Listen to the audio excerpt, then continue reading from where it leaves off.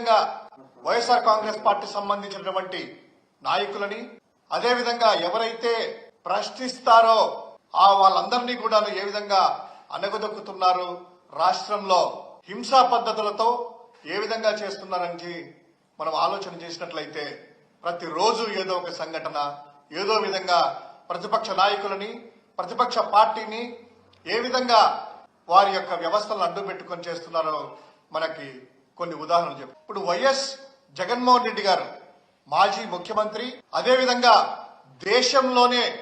అత్యంత ప్రజాదరణ కలిగినటువంటి నాయకుడు. Z+ కేటగిరీ సెక్యూరిటీ కేంద్ర ప్రభుత్వం ప్రొవైడ్ చేసినటువంటి Z+ కేటగిరీ ఉన్నటువంటి ఆ యొక్క వ్యక్తికి ఏ విధంగా వీళ్ళు భద్రత కల్పిస్తున్నారు, ఏ విధంగా వాళ్ళు ట్రీట్ చేస్తున్నారు అనేటువంటిది ఒక్కసారి మనం చూసుకున్నట్లయితే,